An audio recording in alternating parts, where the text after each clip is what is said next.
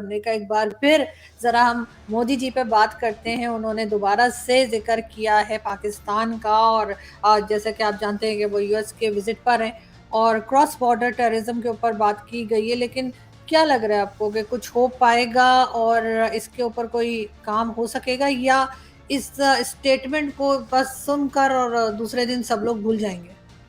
देखिए, ये जो है ना, ये मैंने पढ़ा इनका जो जॉइंट स्टेटमेंट आई है, उसके पैराग्राफ 32 को आप फोकस करें, तो that is related with the terrorism, और उसमें पाकिस्तान को उन्होंने स्पेसिफिकली मेंशन किया है। और उन्होंने पाकिस्तान को कहा है कि आप लश्कर-ए-तैयबा, जैश-ए-मोहम्मद और इस टाइप के आपके वो हैं, क्या कहते हैं इनको, ऑर्गेनाइजेशंस, इनको कंट्रोल करें। लेकिन टेररिज्म है क्या? टेररिज्म को आपको समझना पड़ेगा। टेररिज्म का मतलब है कि एक इंसान जो है, वो इतनी ज़्यादा उसके अंदर नफ़रत भरी पड़ी है कि वो दूसरे किसी आइडियोलॉजी के मैनिफेस्टेशन को बर्दाश्त नहीं कर पाता। और वो चूँकि उसको बर्दाश्त नहीं कर पाता, तो उसको वो वायलेंट रूप से मिटाना चाहता है या हटाना चाहता है। बिकॉज़ टेररिज्म का तो यूज़ तभी नॉर्मली होता है जब कोई वायलेंट एक्टिविटी हो। अगर वायलेंट एक्टिविटी नहीं हो तो फिर टेररिज्म नॉर्मली वर्ड यूज़ नहीं होता। जैसे हेटफुल स्पीच है, इसके लिए टेररिज्म टाइप के वर्ड यूज़ नहीं होते हैं। तो क्यों है ये हेट्रेड है, या ये उस दिमाग, ऐसे किसी आदमी का दिमाग इतना सेंसिटिव बना देना कि वो प्लुरैलिटी को, डाइवर्सिटी को, दूसरे आइडियोलॉजीज़ को अगर वो बर्दाश्त ना कर पाए, और उसको डील करने का तरीका सिर्फ अगर आर्म्स एंड एम्यूनिशन रखे, तो फिर इस तरीके के जो तंजीमें हैं या इस तरीके की जो ऑर्गेनाइजेशन है, उनका जन्म होता है। और पाकिस्तान ने इस आइडियोलॉजी को अनफॉर्चुनेटली पिछले 40-50 सालों में बहुत ज़्यादा पुष्पित पल्लवित किया, बहुत ज़्यादा इसको फ़रोग़ दिया है। And that's why it's time कि पाकिस्तान जो है, उसको अगर टेररिज्म से काउंटर करना है, तो it does not need arms, it does not need tank, it does not need F-16, F-18, F-20, जो ये कहते हैं कि हमें तो टेररिज्म से लड़ना है तो हमें हथियार दीजिए। आपको टेररिज्म से अगर लड़ना है, तो आप अपने स्कूल की किताबों को वॉच कीजिए। आप अपने यहाँ पे दूसरे जो इस तरीके के अनरेगुलेटेड एजुकेशनल संस्थाएँ हैं, जहाँ पे कुछ भी पढ़ाया जा रहा है, कुछ भी बोला जा रहा है, आप उसको चेक नहीं कर रहे हैं, वहाँ है रूट कॉज़। क्योंकि टेररिज्म कोई इंसान को मारने से, किसी टेररिस्ट को मारने से टेररिज्म नहीं बंद होगा। टेररिज्म बंद होगा उस रूट कॉज़ को एड्रेस करने पे।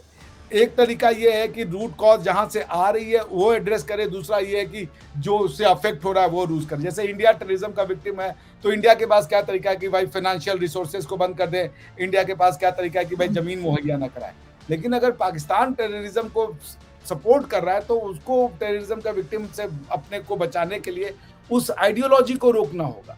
It's a fight of ideologies. Pakistan को 2 चीज़ समझानी है अपने अवाम को, कोएग्जिस्टेंस और पीसफुल कोएग्जिस्टेंस, और ये कि हमारी हेरिटेज इंडियन हेरिटेज है।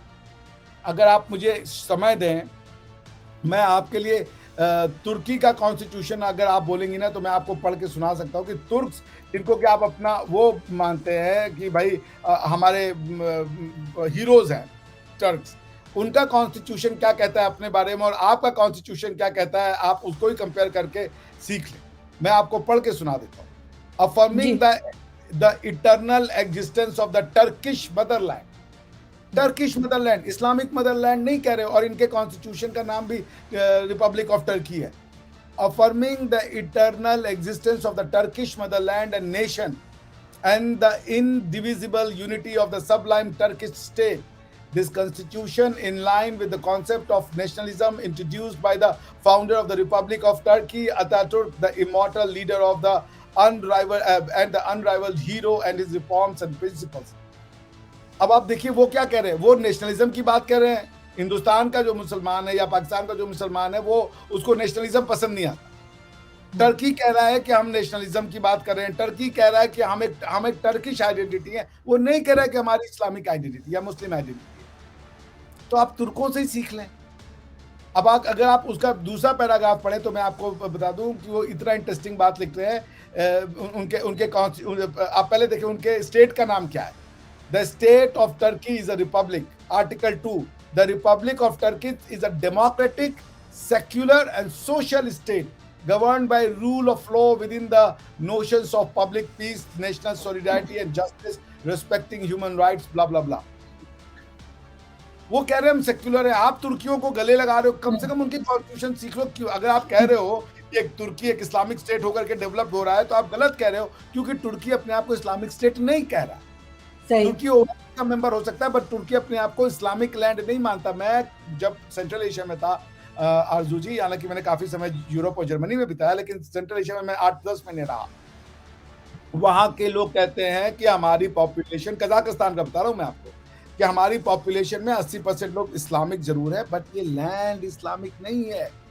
It's a nomad people land, it's a Kazakh land, it's a Turkish land. आपके यहाँ पे वो इस्लाम को अपनाने के साथ उस जमीन का भी इस्लामीकरण कर देते हैं। हमें कोई दिक्कत नहीं है, आपका अकीदा जो है, आपको जिस पे, आपको ईश्वर पे नहीं अल्लाह पे विश्वास है, आप जाएं, लेकिन उस जमीन को जब आप चेंज करते हो, आप होली पे बैन लगा दोगे, आप अपनी भाषाओं पे बैन लगा दोगे, आप, ये रिलीजन थोड़े हैं। तो आप तुर्कों से सीख लो कम से कम यार, आप जाकर के आप अरबों से सीख लो कम से कम। तो यही है, इसीलिए वो टेररिज्म इसीलिए आ रहा है। टेररिज्म का सिंपल मतलब है कि to cut India by 1000, to kill India by 1000 cuts, ये है टेररिज्म। कैसे देंगे वो 1000 कट? रेगुलर फोर्सेस तो नहीं देंगी। जब तक आपकी ये आइडियोलॉजी होगी कि हमें इंडिया को डिस्ट्रॉय करना है, आपके पास उतने मैकेनिज्म्स नहीं है, तो फिर ये जो 1000 कट टू इंडिया जो है, 1000 ब्लीड इंडिया थ्रू 1000 कट, ये कैसे होगा? वो 1000 कट कौन लगाएगा? आर्मी तो नहीं लगाएगी वो 1000 कट, तो फिर आपको ऐसे तंजीमें चाहिए होंगी। तो वो है थ्योरी में आपको बदलना पड़ेगा। टेररिस्टों को इधर मार देने से, उधर मार देने से नहीं होगा। तालिबान से आप कैसे लड़ोगे जब तक आप खुद सेक्युलर नहीं होगे? अगर आप इस्लामिक स्टेट हैं, तो आप फिर दूसरे इस्लामिक स्टेट से कैसे लड़ रहे हो? वो दोनों तो एक ही पर्पस के लिए जा रहे, वो भी चाह रहा शरिया लाए, आपका भी पर्पस होना चाहिए था शरिया लाए। तो इट्स अ थियोरिटिकल डिजास्टर। आपकी कंट्री में थ्योरीज की इतनी भरमार है, कॉन्ट्राडिक्टिंग और कॉन्फ्लिक्टिंग थ्योरीज की, जिससे कि जनता ही कंफ्यूज है कि वो कौन है, और इसीलिए आपका कोई कॉन्स्टिट्यूशनल फंक्शनरी काम ही नहीं करता, because of the theoretical disaster. बिल्कुल सही। लेकिन सर अब ज़ाहिर है कि 75 ईयर्स से तो लोगों को यही सिखाया पढ़ाया गया है। हम तो मतलब पाकिस्तान बनाए उस बेस के ऊपर ताकि जी इस्लामिक कंट्री बना रहे हैं, हम सेक्युलर नहीं हैं, हम लोगों के साथ नहीं रह सकते। अब 75 ईयर्स के बाद बदलना बहुत मुश्किल है। मुझे नहीं लगता कि ये लोग चेंज कर पाएंगे, लेकिन फिर भी इस वक्त जिस तरह का प्रेशर आ रहा है, चाहे वो इंडिया की तरफ से हो, चाहे अमेरिका की तरफ से हो, या बाकी दुनिया की तरफ से हो, तो आपको लग रहा है कि ये कर पाएंगे? वैसे लोग ये भी कहते हैं, आई डोंट नो कि कहाँ तक सही है, कि ये जो डिफरेंट ग्रुप बने हैं टेररिज्म के लिए, जो ग्रुप तैयार हुए हैं यहाँ पे, चाहे उनका कुछ भी नाम हो, जिन्होंने बनाया है पाकिस्तान के अंदर, जिन्होंने बनाया है, अगर वो चाहें तो वो ही कंट्रोल भी कर सकते हैं। उन्हें पता है कि कैसे कंट्रोल करना है, लेकिन वो कर नहीं रहे। उनका ख्याल है कि शायद उनको कोई फ़ायदा है इनसे। तो आपके ख्याल से क्या ये लोग कंट्रोल करेंगे? क्या ये कोशिश करेंगे? क्योंकि आप देख ही रहे हैं कि अफ़गानिस्तान बॉर्डर की तरफ से जिस तरह के अटैक्स हो रहे हैं, उससे तो फ़िलहाल सिर्फ़ पाकिस्तान का ही नुकसान है। नहीं कर सकते, ये फ्रैंकस्टीन मॉन्स्टर है। आप बना तो दिए, अब ये ऐसा जिन है जो आपसे बोतल में नहीं जाएगा। उसका कारण क्या है कि आपने जिस आइडियोलॉजी के नाम पे इनको बनाया, अब वो आपसे कह रहे हैं कि हम उस आइडियोलॉजी को आपसे बेहतर चला के दिखाएंगे। अब आप बताइए आरजू जी, कि आप हमसे कह रही हो कि अभिषेक जी हम आपको एक इस्लामिक मुल्क देंगे, लेकिन आप इस्लामिक मुल्क तरीके से चल नहीं रहे हो। किस इस्लामिक मुल्क में? टर्किश का कॉन्स्टिट्यूशन सेक्युलर कॉन्स्टिट्यूशन है, वो इस्लामिक नहीं है। वो कॉन्स्टिट्यूशन जो इस्लामिक है, ऐसे एक कॉन्स्टिट्यूशन का नाम बता दीजिए जहां पे इलेक्शन हो रहा हो। नहीं हो रहा है। अरेबिया में इलेक्शन होता है, सऊदीया में इलेक्शन होता है, यूएई में इलेक्शन होता है, कतर में होता है, ओमान में होता है, बहरीन में होता है। कहाँ होता है? टर्की में होता है। वो ये कह रहा है कि हम तो सेक्युलर कॉन्स्टिट्यूशन है। सेक्युलरिज्म का मतलब समझ लीजिए। डेमोक्रेसी कैसे आएगी? अगर आपको डेमोक्रेसी चाहिए, इमरान खान साहब कहते हैं हमें डेमोक्रेसी चाहिए, हमें तो ये जो आर्मी वाले हैं ये हमसे डेमोक्रेटिक राइट छीन रहे, रूल ऑफ लॉ छीन रहे। कैसी डेमोक्रेसी भाई? आपने तो टीटीपी का समर्थन कर दिया था, या वो तालिबान का समर्थन कर दिया था। जब उन्होंने इलेक्टेड गवर्नमेंट को हटाया, तो आपने कहा इलेक्टेड गवर्नमेंट के हटाने की जो प्रोसीजर थे, आपने कहा ये तो गुलामी की जंजीरें तोड़ दी। तो आपको तो नबी वो गनी की सरकार के साथ खड़ा होना चाहिए था ना। आप खड़े हो गए तालिबान के साथ। अगर आप इलेक्शन के इतने फेवर में हो, then you should have sided with the Ghani, but you sided with the Taliban. अब आज क्या है, आपकी अगर सोसाइटी जो अगर आप कॉन्स्टिट्यूशन पढ़े तो कॉन्स्टिट्यूशन ऑफ पाकिस्तान कहता है आरजू जी कि the constitution of the Pakistan is basically Quran, Holi Quran and सुन्ना। बहुत अच्छी बात है। आप उसमें डेमोक्रेसी कहाँ ढूंढ रहे हैं?